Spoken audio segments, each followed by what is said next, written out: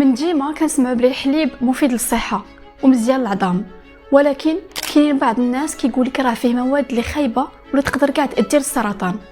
السؤال هو شنو اللي صحيح في هذا الشيء وعلاش باقي كنشربوه حتى لدابا، وشنو الراي ديال العلماء في هذا الموضوع؟ هذا الشيء اللي غادي نهضروا عليه في هذا الفيديو. بقى معنا حتى الاخر وما تنساوش تدعمونا بلايك وبسبسكرايب. اللي معروف على الحليب هو اساس النظام الغذائي لكل الثدييات من بعد الولاده، وهو اول غذاء كناخذوه فاش كنكونوا صغار حيت كيكون الجهاز الهضمي ديالنا صغير. متكون الحليب من الفيتامين، الدهون، المعادن وسكر الحليب اللي هو اللاكتوز. زياده على ذلك انه الوقت الاولاني من الولاده كيكونوا فيه اجزاء مضاده اللي كتحمينا من الالتهابات وكتقاد لنا النظام المناعي ديالنا. واخا كيحتاج جهد كبير باش يتنتج، ولكن راه في النهايه كيولي الطفل كيعتمد على النظام الغذائي اللي كتعطيه عليه الام ديالو، وهذا الشيء اللي كان منذ سنين. واحد 10,000 عام هادي فاش كانوا الاسلاف ديالنا كيعيشوا في المجتمعات الزراعيه بداو كيربيو الحيوانات اللي كتنتج الحليب والمشتقات ديالو بحال البقر والمعز. هذا الشيء دار الفرق وقدروا الناس يعيشوا خصوصا في الاوقات اللي كانت فريمون صعيبه. داكشي علاش الناس اللي كانوا كيستهلكوا الحليب بزاف كانت عندهم ميزه تطوريه في الجينات ديالهم، وهذا الشيء عنده علاقه بانزيم اللاكتيز، وهو اللي كيكون عند الدراري الصغار بزاف واللي كيخليهم يكسروا اللاكتوز اللي كيكون في الحليب حتى كيخليهم يهضموه بسهوله. ولكن باش ما كنكبروا كيقلل عدد الانتاج هذوك الانزيمات اللاكتيز في الجسم عندنا.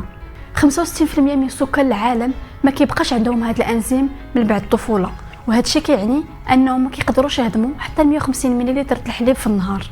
ولكن هذه النسبه ديال 65% ما كتنتشرش بالتساوي في انحاء العالم، بحال مثلا في مجتمعات شرق اسيا فكيوصل العدد تقريبا 90%، اما في شمال اوروبا او امريكا الشماليه فالنسبه ضعيفه. يقدروا يكونوا بزاف ديال الاسباب لهاد النسب اللي ماشي متساويه.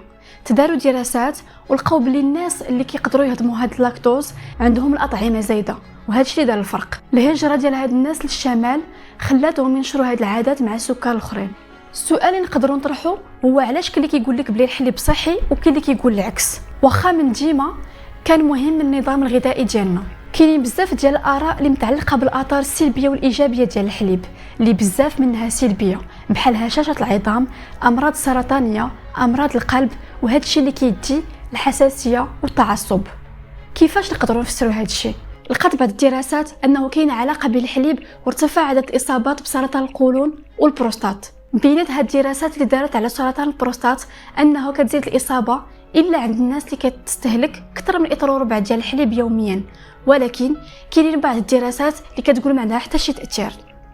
وكاينين ابحاث اللي كيقولوا اذا شربتي ما بين 100 ملل حتى 250 ملل الحليب السرطان ما كيبقاش ريسك. والعديد من الدراسات ما قدرش تلقى حتى شي تاثير ديال الحليب والمشتقات ديالو على امراض القلب والسكتات الدماغيه. ودراسات اخرى كتقول ان ارتفاع ضغط الدم كينقص عند الناس اللي كيستهلكوا الحليب والمشتقات ديالو، ولكن الادله غير كافيه باش نثقوا بهذا الشيء. ومن بين الاثار السلبيه اللي معروفه هي حب الشباب من بعد الكونسوماسيون ديال الحليب والمشتقات ديالو، بحيث لقاو كيتزاد نسبه ديال حب الشباب بحوالي 24%. دابا غادي نوصلوا للسؤال المليون، واش الحليب صحي؟ بغض النظر على هذا الحليب واش جاي من الامهات او الحيوانات بحال البقر، الغنم او المعز، فكيتعتبر غذاء كثيف المغذيات اللي كيحتاجوا بحال الدهون، بروتينات، فيتامينات والمعادن. خصوصا في المناطق اللي فيها نقص ديال السعرات الحراريه، الحليب يقدر يكون هو الحل الحياه الصحيه وانخفاض معدلات وفيات الاطفال. في مناطق اخرين على العموم الحليب ما كيشكلش شي ضرر ولا ما كنتيش كتعاني من الحساسيه او لا ما عندكش معاه. خصوصا الاطفال يقدر يكون سورس كبيره ديال الكالسيوم. وبالنسبه للنباتيين الحليب سورس مزيان لفيتامين بي 12 والفيتامين بي على العموم. هذا الشيء ما كاينش انه ما كاينيش لي زالتيرناتيف للحليب اللي عندهم نفس التاثير. اذا ماشي خاصك ضروري تشرب الحليب باش تكون في صحه جيده. والحليب راه ماشي بديل الماء، الحليب هو غذاء اللي قوي، ولا شربتو منه بلا قياس فراه يقدر يساهم في زياده الوزن. فبالنسبه للحليب اللي فيه نكهات بحال الحليب بالشكلاط او الحليب بالفريز فما نقدروش نقارنوه بالوجبات اللي صحيه. اللي نقدروا نقارنوه اكثر هي بالمشروبات الغازيه. لا برودكسيون ديال الحليب عندها تاثير كبير على البيئه. هذا القطاع كيستخدم حوالي 33% من المحاصيل الزراعيه كتمشي للتغذيه ديال الابقار، واخا انخفض انبعاثات ديال الكربون ديال منتجات المشتقات الحليب من 1990، ولكن لا برودكسيون ديالهم مازال مسؤوله على 3% ديال الانبعاثات ديال الغازات الدفيئه اللي كاينه في العالم، اكثر من انبعاثات ديال الطيارات مجموعين. لاندستري ديال الحليب كبيره بزاف، وللاسف فيها بزاف ديال معاناه الحيوانات.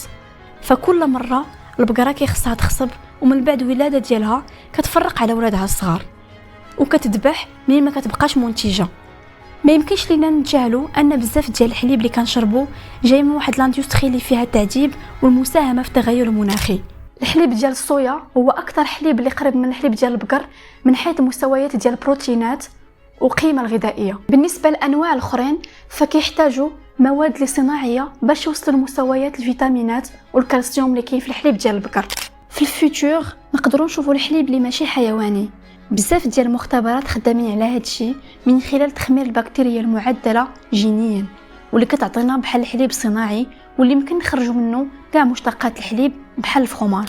الاغلبيه ديال سكان العالم الحليب ماشي ضروري لهم، ولكن كاينين الناس اللي كيعتبروه شي حاجه اللي ضروريه في الحياه ديالهم. الحليب غذاء مغذي، ولكن لاندستري فيها ضرر كبير للبيئه ديالنا وفيها بزاف ديال المعاناه للحيوانات. خاص المجتمعات تشوف كيفاش تصرف مع هذه الحقائق. خليوا لي كومونتير وقولوا لي شنو بالكم في هذا البلان.